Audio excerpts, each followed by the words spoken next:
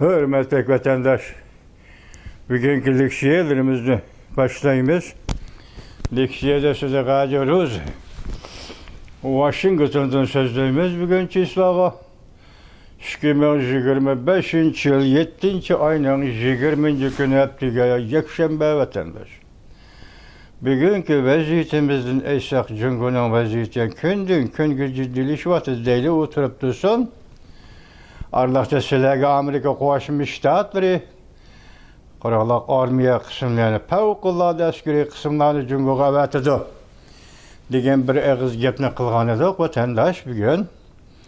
İki noktada biri Ümit Sadası'nın televiziyasıda bu doğrudaki plan boyunca ve yaki Hadason Tadqiqat Ordu'nun bir layihasine oturga elip çıkıp kıskıça fikirler bu Ümit Sadası'da.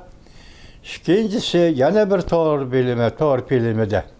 O tor filminin ismini tutamadım lekin Amerika'da bir tadqiqatçı Can Jadon degan kişi bunu da 10 yıllar ilgari 10 yıl işçidi yoki 10 kun işçidi degandek ashunda ikki xil o'qitish bilan Jungo Kompartiyasi Gumron bo'ldi degan kitobni yozgan kishi Can Jadon. Esi Jungoluk yani Amerika'da yerleşken adam. Can Jadon'un sırtında andın Amerika Qo'shma Shtatlarının navbatdagi prezidenti Donald Trump'ning birinchi mezgillik prezident bo'lib Oqsaroyga kirgan chaqda Davlat ishlar kotibi yani sobiq davlat ishlar kotibi Mike Pompeo'ning ishxonasida ishlagan yumi uchun deydigan jungolog bir arbab yoki bu kishi shu ishxonada sobiq davlat ishlar kotibi Mike Pompeo'ga Jungo meselesi bo'yicha yordamlashib ishlagan edi.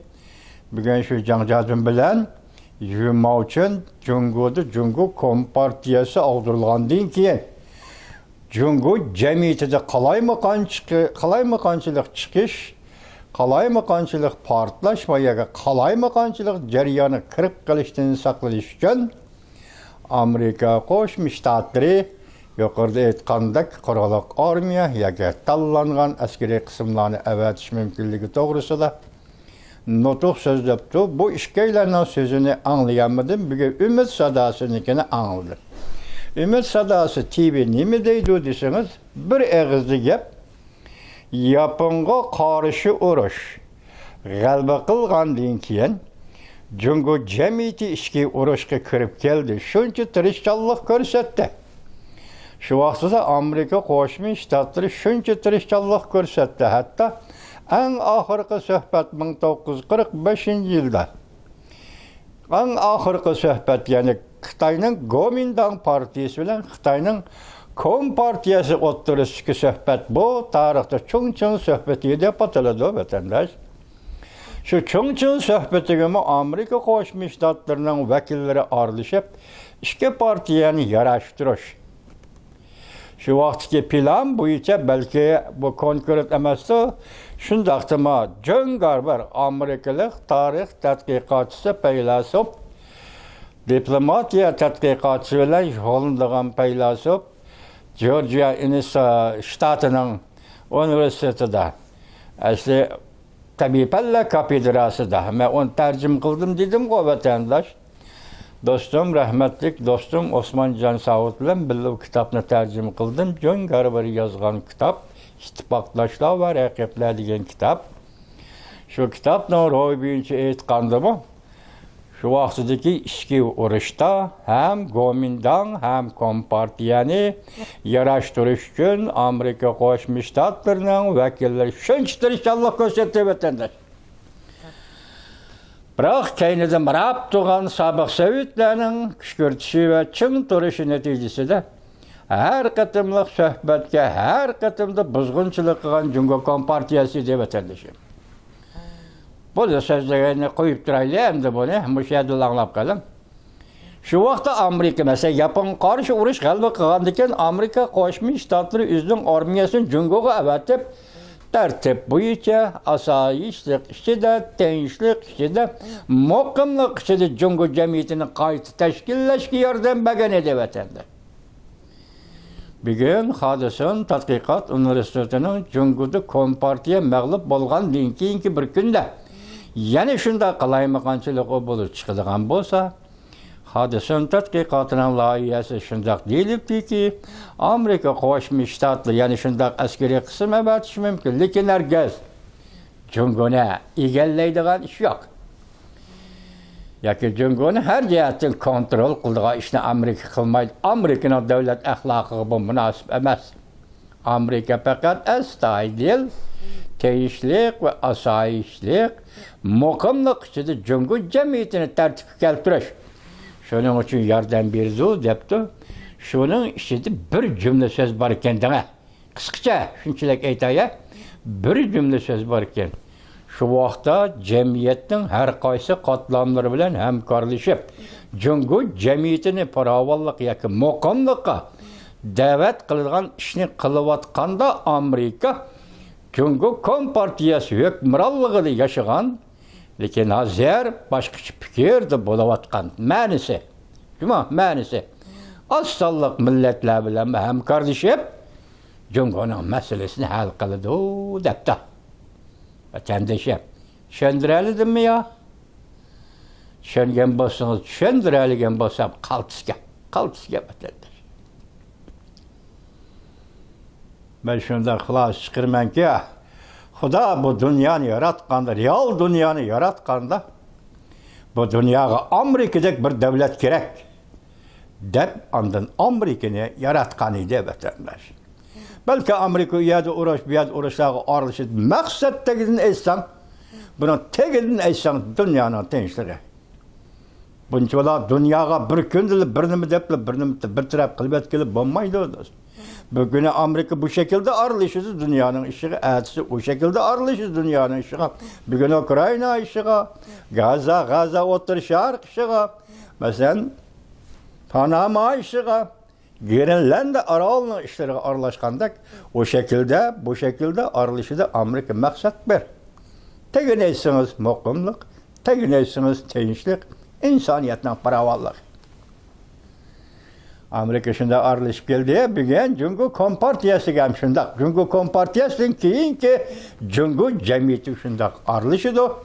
Demak, vatandoshim ishininki, Uyg'ur vatandoshim sizga Tanrı yetib keldi hozir subihi tong davri.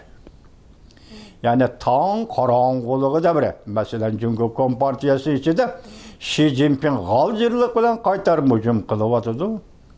Va 4-umumiy yig'inning qarori unda o qarorni ya qabul qildi ya qabul qilmaydi. Tunigillardan so'zlab keldik. Bugun yana sizlarga shu mazmunda qisqacha leksiyalarni so'zlaymiz. Ish mana bu shunday vatandosh. Hadisin tadqiqot instituti tayyorlagan loyiha. Qonun loyiha emas, loyiha. Siyosat loyihasi. Ben aytamda jangjozim bilan Yumovchining so'zini anglab, anandaki onun nima deyildi sizlarga tafsiliy fikr bilan bayon qilishga Alloh nasib qilsa vatandoshim. Bugungi qisqa xabarlarni anglab qo'ying endi. Qisqa xabarlar birinchi betimizda mundaq. Markaziy komitet siyosat belgilash guruhi. Marshal Jang Yushag'a marshal unvoni berdi. Asli general Jang Yushag'a marshal unvoni berdi degan mavzuida vatandosh. Marshal Jang Yusha harbiy boshqarish tuyuqsiz yetib keldi. Jang Yusha marshal bo'ldi. Jungu jamiyatini hozircha harbiy boshqarish tuyuqsiz yetib keldi. Yuqori qatlamda huquq ayrilish tamomlandi. Sening huquqing bu, mening huquqim bu deydigan huquq ayirib berish, taqsim qilish tamomlandi. Lavdan torbita 7-ayning 20-kuni YouTube vatandosh. Yana bir xabar. Vaqt oz qoldi. Rossiyaga berilgan vaqt oz qoldi. Ko'pchilik vatandoshi. Vengriya, Slovakiya Rossiyaga qarshi turdi. Rossiya 160 ming kishilik harbiy qo'shin tayyorlab, oxirgi qatam Ukraina bilan yana bir qapas ilishmoqchi bo'ldi. Qurol tashkilish idorasi torbit 7-ayning 20-kuni YouTube. Yana bir xabar. Türkiye İsrail'e bilan urushmoqchi bo'ldi. O'rta Sharq vaziyatida yangi vaziyat o'tirg'i chiqdi.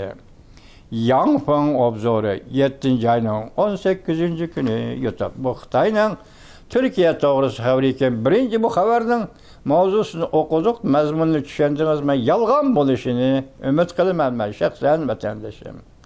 Türkiye'nin İsrail bilan urushishini yoki urush e'lon qilishini shaxsan men yoqtirmayman, ham qo'llamayman vatandoshim. Türkiye aql bilan ishlaydi deb ishonaman vatandoshim. Türkiye herkes birinchi o'ringa urushi davridagi savallikni qayta takrorlamaydi.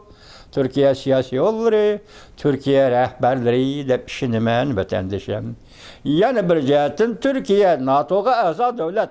NATO'ning bu xalqaro harbiy tashkilotning sirtiga chiqib, ikkinchi bir xil faoliyat yoki qurolli faoliyat tashkillamaydi deb ishonaman Turkiyaga vatandoshim. Qisqasi bu xabarning yolg'on bo'lishini xohlayman. Yana bir xabar. Amerika 5 milliard dollar xarjlab Tayvanni qo'g'lamdi. Shanxay inqilobi Xi Jinpingga qarshi turish, Kompartiyani yo'qotish kuchlari to'planishga boshladi. Ümit sadası 7-ayning 20-kuni YouTube. Yana bir xabar vatandosh. Rossiya Ukraina o'tirisi zo'r urush. Prezident Donald Trump prezident Zelenskiyga gap qildi. Hujum.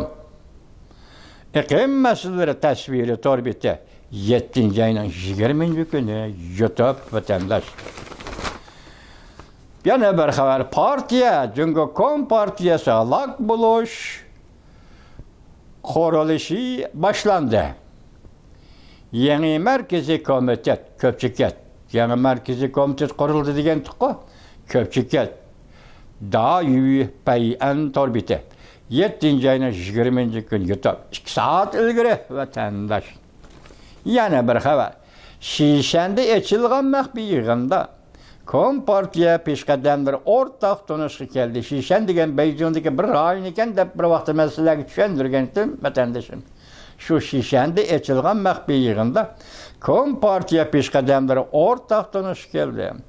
Xi Jinpingning harbiy huquqi tartib olindi. 4-umumiy yig'inda dolqon ko'tarildi. Tang Jingyuan. Bu shaxs odam, shaxsi obzorchi. 7-ayning 20-kuni YouTube vatandosh. Yana bir xabar. Jungo Kompartiyasi ag'dirilgandiki ish qandoq bo'ladi? Amerika Qo'shma Shtatlari planni tayyorlab bo'ldi. Jungo Kompartiyasi yaqinda gumron bo'ladi. Amerika tayyorlik qilib bo'ldi. Amerika qo'l solamdi. Yangi Jungoning demokratik o'zgarishi qandoq yuz berdi? Hadisan tadqiqot o'rni hayron qalg'idek plan tuzdi. Jungo Kompartiyasining ag'dirilish damlari boshlandi. Tangjin iqlim masalalari to'g'risida 7-ayning 20-kuni YouTube. Yana bir xabar. Jungoda Moliya ministrligi Xi Jinping ochiq oshkora qarshi turdi yoki qarshi harakat qildi. Tor betlarda fikr baholig'ichilar, ya'ni tor betlarni internet nazorat qilg'uchi 5 mo'challik partiya yoki mushu kishilarning hozir hammasining maoshini Jungo Moliya ministrligi biroqla amaldan qoldirdi. Va qaltis boshlashgan juma vatandosh. Tor betlar nazorat qiladigan fikrlarni, maqola xabarlarni baholaydigan guruhga, ya'ni Jungo Kompartiyasining o'ziga sodiq guruhi. Biz buni bir vaqtlarda qizil pachoqlar deb atadi. Hozirmi qizil pachoqlar desak bo'layor. Mushu kishilarga berilgan maoshni hozir Jungo Moliyasi biroqli bekor qildi degan gap endi Jungoda rais Xi Jinpingning yoki sekretar Xi Jinpingning huquqi tamom tugashdi. U bu joylarga qo'l uzata olmaydi. Uning huquqi yo'q, buni cheklay olmaydi demoqchi vatandosh. Shundaqmi qaltis xabar ekan bu. Hayron qalg'ilaka Jungoda Moliya ministrligi taxti bu maoshni biroqla amaldan qoldirdi. Bu Xi Jinpingning taxtdan tushadiganligining ko'zga ko'ringan belgisi bo'lib qoldi. Tanqid. Su shafa 7-ayning 20-kuni YouTube vatandosh. Yana bir xabar. Jungo Kompartiyasi ag'dirilgandiki ish qandoq bo'ladi? Amerika Qo'shma Shtatlari planni tayyorlab bo'ldi. Jungo Kompartiyasi yaqinda gumron bo'ldi. Amerika qo'l solamdi. Yangi Jungo Kompartiyasi yaqinda gumron bo'ldi. Amerika tayyorlik qilib bo'ldi. Yana bir xabar. Hodisaning umumiy plani Jungo Kompartiyasi bo'lmagan Jungo mundaq Jungo bo'lib qurildi deganlikda. Jungo Kompartiyasi bo'lmagan Jungo to'g'risida loyiha o'tirib qo'yildi. Umid Sadasi 7-ayning 20-kuni YouTube men yuqorida so'zlab o'tdim. Umid Sadasi xabar qilgan yoki doklad qilgandek o'ttirg'i chiqarib bizga topshirgan xabarda Müşündaq işlər deb yuqorida aytdik. Mana shu hodisaning tadqiqot o'rnining tadqiqot doklati vatandosh. Yana bir xabar. Xi Jinpingning ishxonasi mundaq quturish e'lon qildi. Diqqat vatandosh. Reisni tutish Juajushi debdi. Bu to'liq yozilmaganmi yoki qalaymi yozilganmi mabaq aytamadim. Mashnaq debdi. Juajushi deydi. Reisni tutish. Avtonom rayonlarni bekor qilish. Doğuben, Mongol, 7-ayning 20-kuni YouTube bir Mongol paydo bo'ldi degandim başta, şu Mongol. Mushundaq mavzuda xabar qo'yibdi. Buni biz alaylik. Avtonom rayonlarni bekor qilish. Andan keyin reisni tutish yoki avtonom rayonlarning reisini tutishmi yoki Jungo bu davlatning reisini tutishmi bu to'g'rida hech narsa demabdi vatandosh. Yoki anlamadim bu to'liq mavzuni tahlil qilyapman juma.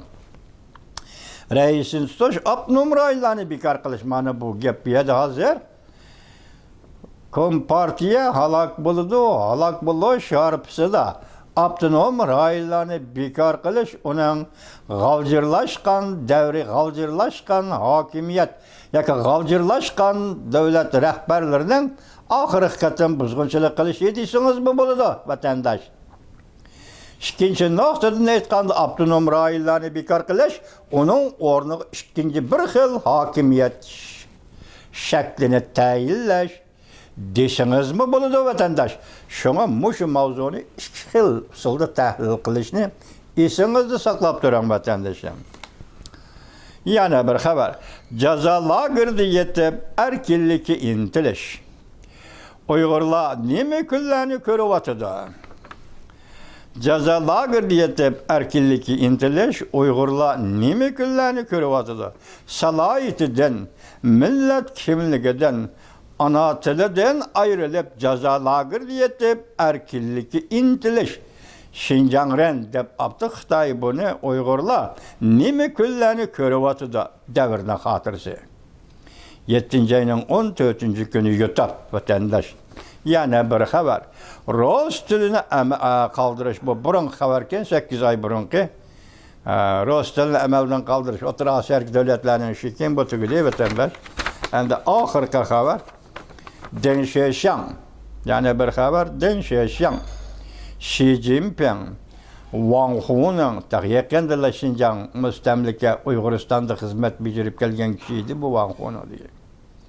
Saychi Markaziy komitet sekretariatining sekretari yoki Markaziy komitet ishxonasining mudiri o'xshash bir kunda amaliy elib tashlanadigan amaldorlardir. Dabao Wang Zhao to'g'ri. Yani Wang xonadonligi to'g'ri. 7-ayning 20-kuni yurdi. Demek hozir biz atölgen maxfiy yig'ini ochildi 8-ayning 5-ida degan keldik. Çünkü bunu Amerika Qo'shma Shtatlarining Moliya ministri Bayden o'z og'zi bilan aytgan xabar ekan, to'g'ri elib sizlarga anglatdik, shundoq dedik. Masalan, yig'in ochildi deb. Ehtimal mush yig'in 4-umumiy yig'in bo'lsa, 4-umumiy yig'in 8-ayning 5-ida ochiladigan bo'lsa, mush yig'inda xizmati amali elib tashlanadigan kishilar Deng Xiaoxiang, Xi Jinping, Wang Hu'ning Saychi qatorliq amaldorlar. Demak, bularni qayerga o'rinlashtirish to'g'risida hech qanday gap yo'q. Elib tashlandi, amaldorlar elib tashlandi. Buning ichida Deng Xiaoxiang ham, Xi Jinping ham, Wang Hu'ning ham, Saychi ham o'xshashli hammasi Xi Jinping xizmat ishlagan Koni Markaziy komitetining a'zolari va Koni Markaziy komitetining doimiy a'zolari o'z ichiga olibdi vatandosh. O'zgarish oldimizda. 8-ayning 5-ida ochiladigan maxfiy yig'in zada qandoq yig'in. Bu doğruda sizlerge aldan günü sözlep ettik. Endi biz bu günü kütüp turumuz vatandaş.